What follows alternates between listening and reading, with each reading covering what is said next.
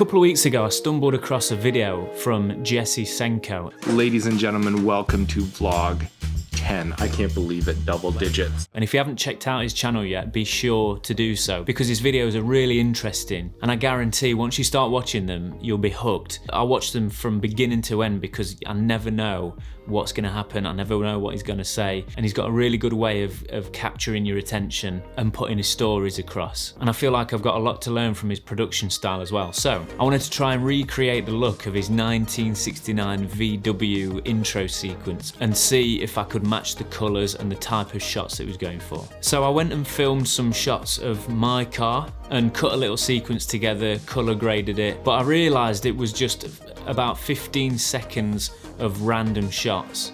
And because I was just practicing, I'd not thought beforehand how I wanted it to tie together, so it lacked story. And then I thought, I can't really share this on Instagram because it was just nothing.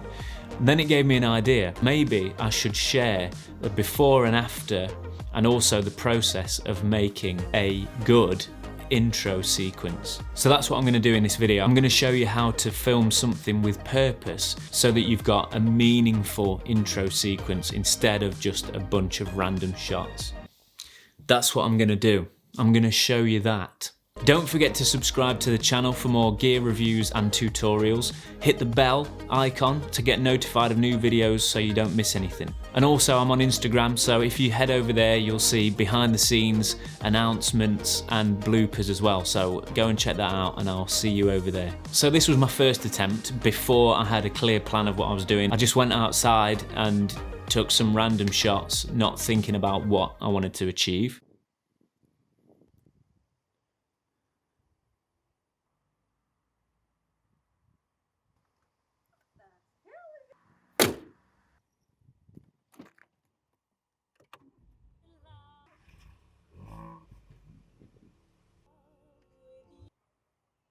Right, so the things that I liked about Jesse's video, I really liked the colour grade. I'm a big fan of sort of retro vintage colour grade, and I just loved the colour grade on this one, so I wanted to try and do something similar to that. After watching this, I'm a big fan of the locked off tripod shots at the minute. I just feel like with a static shot, you've got to make sure that what is happening in the frame and in that particular scene is clear and looks good.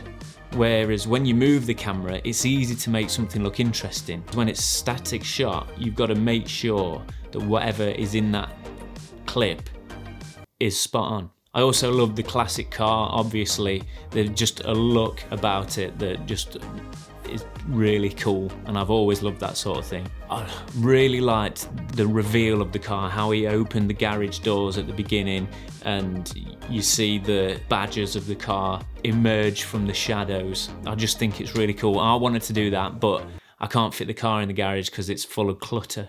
With this style of filming, I feel like the process of each little stage makes you want to see what happens. So it holds your attention because it's building up to something. And also the majority of the shots in the sequence are tight shots, and that makes you focus on whatever it is in the frame and it holds your attention for longer. In regards to the audio, I love that there's no music to start with at least, and it's just purely the sounds from the environment and what's happening at the time. So the jangling of the keys, the clicking of the switches, the toggling of the radio.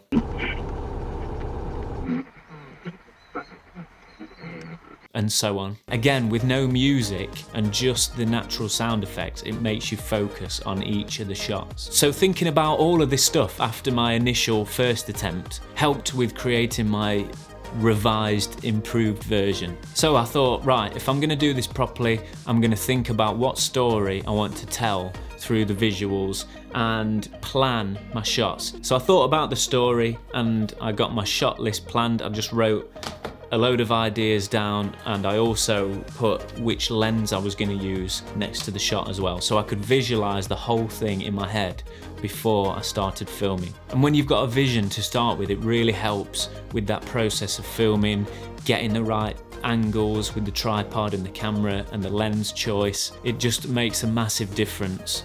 Having intention rather than just randomly going out there and filming. Right, so now let me show you the improved version.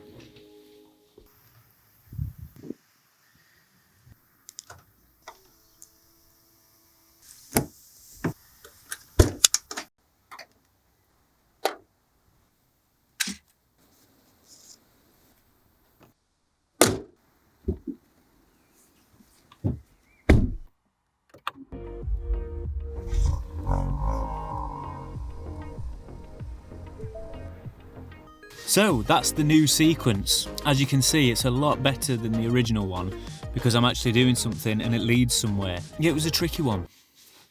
Sorry, I'm a bit distracted because my Amazon parcel is about to arrive, and it's a bit embarrassing sat here on the drive in your car filming yourself. So my tips are really have a clear vision in your mind before you start filming of how you want the video to look, and write all your ideas out. Just get all your ideas out on paper to start with and then put them in some sort of order. Try and think it through in your mind first. Make an order, then put all your ideas into some sort of list. And as well, capture more than what you need. So there was a few shots that I actually didn't use in the end, and it doesn't matter if you use them or not, because you just got to go with what looks right and what keeps the flow of your video. I've learned a lot from watching your video, Jesse, so if you have seen this, thank you very much, and thanks for letting me feature your video in my video.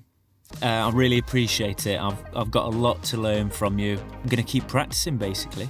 Be patient as well. If the first shot that you're filming doesn't look quite right, move around, change the angle a little bit, go from a different perspective, zoom in a little bit, get closer, get further away, do something slightly different, reframe it. Just take your time, be patient getting those shots, and most of all, make sure there's a story. Make sure that there's some sort of relevance in the shots that you're taking. I'm just gonna press stop because I think the battery's gonna go and I don't want it to stop. Right, I've put a new battery in and this one's slightly heavier, so it's made the Gorilla Pod droop down, so sorry about the slight angle change.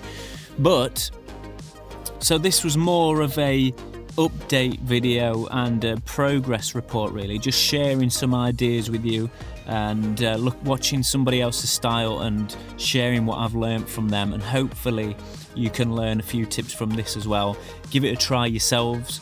I'd love to see what you come up with. Don't forget to subscribe to the channel for more gear reviews, tutorials and update videos like this one. Leave a comment down below. Let me know what you think to the video style. As I said earlier, I'm going to do more of it. I really enjoy filming this sort of style. It's something different for me. So I want to develop that skill. Hope you all have a good week. Thank you for watching, and I think that's it. Oh, Amazon man's here. Amazon parcel's here. It's Beth's birthday present, so don't tell her. Anyway, what was I saying? See you in the next video. See you later.